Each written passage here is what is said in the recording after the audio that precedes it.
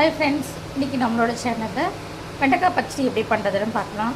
அதுக்கு ஒரு வெங்காயம், ஒரு தக்காளி, ஒரு 200 கிராம் அளவுக்கு வெண்டைக்காய், 2 பச்சை மிளகா கட் பண்ணி வச்சுருக்கோம். இப்போது கடாயை வச்சு எண்ணெய் ஊற்றியாச்சு. கடுகு, கொஞ்சமாக சீரகம், கொஞ்சம் வெந்தயம் போட்டுக்கலாம். கடுகு பொரிஞ்ச உடனே கடுகு நல்லா பொரிஞ்சாச்சு. நம்ம நறுக்கி வச்சுருந்த வெங்காயத்தை போட்டுக்கலாம்.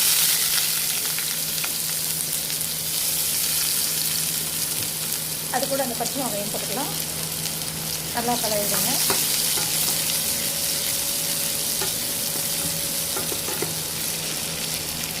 இப்போது வெங்காயம் வதக்கிறதுக்கு கொஞ்சம் உப்பு சேர்த்துக்கலாம்.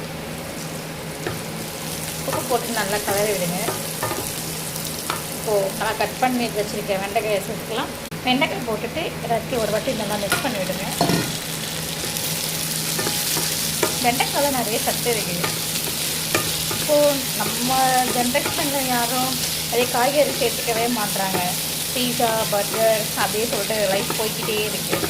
அதே காய்கறி சேர்த்துக்கோங்க, உடம்புக்கு ரொம்ப நல்லது. தக்காளி போட்டாச்சு. தக்காளி போட்டு நல்லா வதக்கியாச்சு.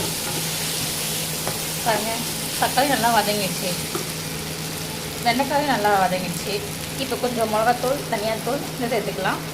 ஒரு 1/4 டீஸ்பூன் மஞ்சத்தூள், சும்மா ஒரு பிஞ்ச் மட்டும் மிளகாத்தூள், ஒரு 1/2 டீஸ்பூன் தனியாத்தூள். இது எல்லாத்தையும் கலந்து விட்டுக்கலாம். போட்டுட்டு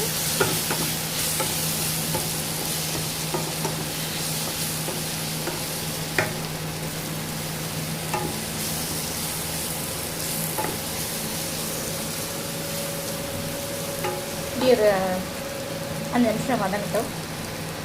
வெண்டைக்காய் நல்லா பச்சை வாசனை பிறகு வதக்கியாச்சு. கொஞ்சமாக புளி தண்ணி ஊற்றிக்கலாம்.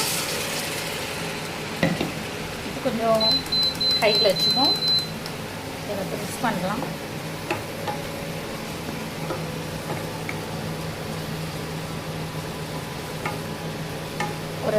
இந்த தண்ணி கொஞ்சம் ட்ரை ஆகிற வரைக்கும் கொஞ்சம் சூடாகட்டும். நம்மளோட வெண்டைக்காய் பாருங்கள், நல்லா ஒரு சிம்பிளான கஷ்டத்தை வந்துச்சு.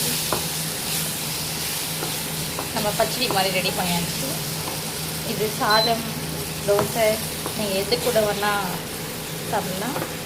நல்லாயிருக்கும். தேங்க்யூ வாட்சிங். பாய்.